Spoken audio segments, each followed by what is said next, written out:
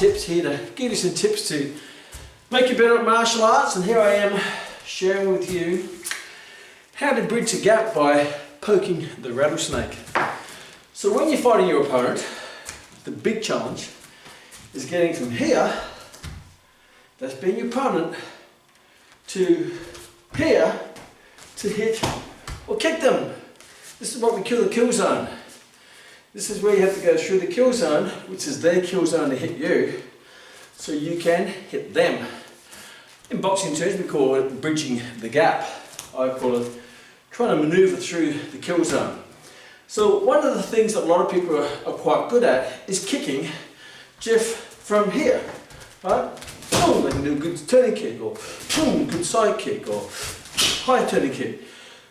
That's easy on the spot if your opponent is right there in front of you. The challenge is, your opponent is not going to be right there because they're going to get hit. They're going to be a little bit further away on the edge of the kill zone. So, of your kill zone, and you have to go past or through their kill zone to get to them.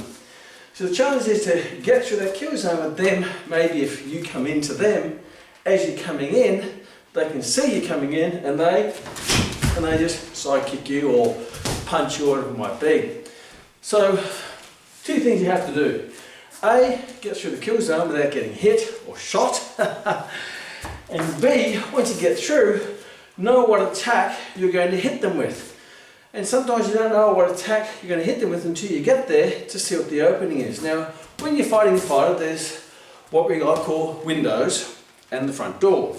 The front door is going through the front, right? Going straight through the middle. And then you have windows. And you have 6 windows, high windows, left and right, middle windows, left and right, and you have the low windows, which is the legs, where they're hitting for the thigh or the knee. So there's 6 windows and a front door which they have to protect. And at most they can probably protect 2. If they protect the top ones, there's a gap in the bottom ones.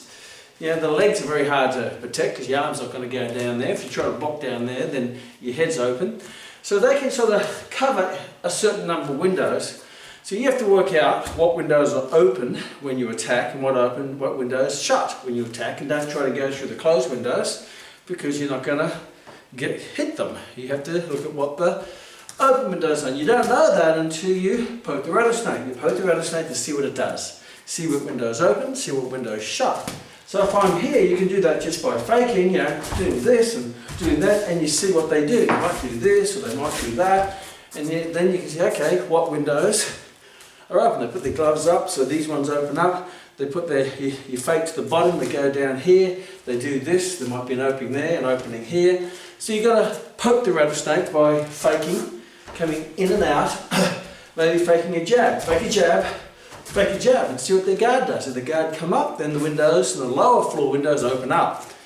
You might fake a jab to the body, and then you might find that they cover up a bit and their upper floor windows open up. So first of all, you have to be looking at, what do they do? What windows open up? And it's for you to create the cracks or the opportunities to open the windows, so when you get through the kill zone, then you have an attack ready to hit them, whether it be the front door, the top 2 windows, the middle 2 windows, or the low 2 windows. So if I'm here on my pin, it's important to be able to practice all of them, because in any particular situation with different opponents, different windows open up depending on what their habits are and how they react, which is based on their training.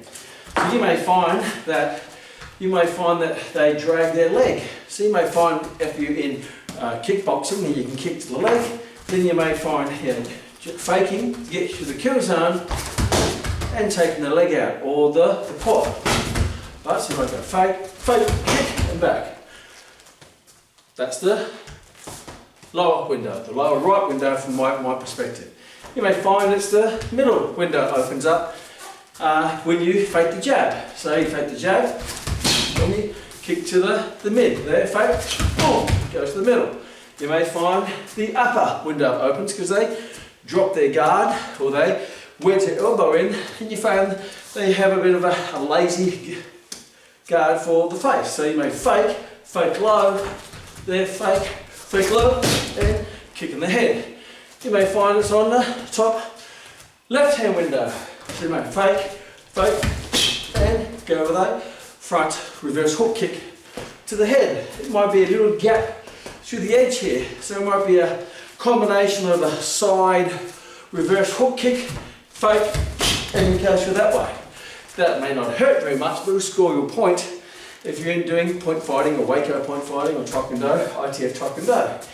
You may find the front door opens up, so you fake and you go up, boom, and you go, nice side kick right through the middle. So I'm only using the front foot for now because the front foot, yes, for practice, is a great attacking weapon. It takes you a bit longer, it's more powerful, but you want to poke the rattlesnake first and hit them with easy shots. So your weapons, front hand, front leg, is closest to the opponent and it can be the quickest. You know, the jab is going to be faster than doing a cross. The front side kick is going to be faster than doing a back kick. The front turning kick is going to be faster than doing a turning kick off the back leg, even though it's more powerful. The back leg are going to be more follow-up kicks once you hit them with the first strike. You may find you might hit them, you might fake, hook kick, back kick.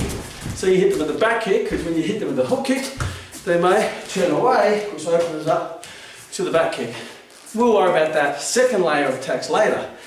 But the first layer is to fake and occupy the space. So you occupy the space to give something for them to deal with, a distraction, an obstacle. And that obstacle in this case is going to be the jab to the head. Go straight to the face, it's threatening, it has to be threatening. So what you don't do is you don't fake to start with. You may throw some good solid jabs, right? Even if you just hit their gloves, even if you're not scoring, but you hit their gloves and you hit their gloves, you hit it hard. So what they're going to do is they're going to feel the power in the jab and they will respect it. And once you've got that jab respect in the jab, they're going to be cautious of your jab. So now once you've established the power in the jab, depending on what it is, then you can fake it and they think, okay, it's a powerful jab, I have to take it seriously, I have to deal with the jab, I have to, either block or cover or weave or parry or pat it away or something like that. But once you've got a good established respect for the jab, then you can use it as a parry too. They respect the jab, you fake the jab, it can't be too quick, it has to be drawn out so they can see it coming. So, okay, I have to deal with this. And then as they're starting to deal with it, a window opens up. It might be the lower, the mid window, the lower right window. Yeah, bang, and I smack him in that. And the ribs might be the front door. And I side kick. Now because I'm doing this, I can do a little half step. Normally we're very cautious doing half steps because a half step will tell them that I'm moving into the kill zone. But I'm disguising the half step with a jab. Instead of doing like a running kick where I just do this, I'll show the jab as I'm doing it, bang. I'll show the jab might be to the leg, jab to the front, to the hook kick to the head. So I'm disguising the half step with the jab, which I've already established some respect with, and then I can follow up with a second attack, wherever that window opens. And I'll know what the window opens by faking it. See what they do, and I'm poking the rattlesnake to see how the rattlesnake responds to me. They go, oh yeah, bang, whoa, whoa. And then you sneak through the cracks, through the windows with your attack to attack them. On any one of the 7 attacks, you have a high front door as well, but it's hard to get to, maybe through a high front kick. Sometimes I did land a high to the chin side kick once in the championship. It's very rare, and but it's good when it happens, right? Because he was really tall and he had all the side windows covered, but his middle was always open. So I went through the middle with the kicks and the punches, and that is history now. But there for you to create your own history with some extra tools, extra weapons in your arsenal, extra tools in the toolkit to be able to get a bit of respect, work out,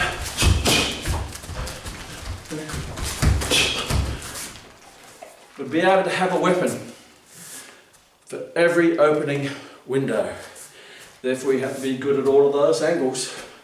You're going to be better at some than others, but you have to be good at all of them. I say you have to be great at a handful of attacks to win most championships, but you also have to be good at all attacks when the opportunity arises that you can throw that technique if you have to, and not completely rely on a handful of attacks. Be great at some, good at every, and the windows will open for you. See you in the next martial art tips.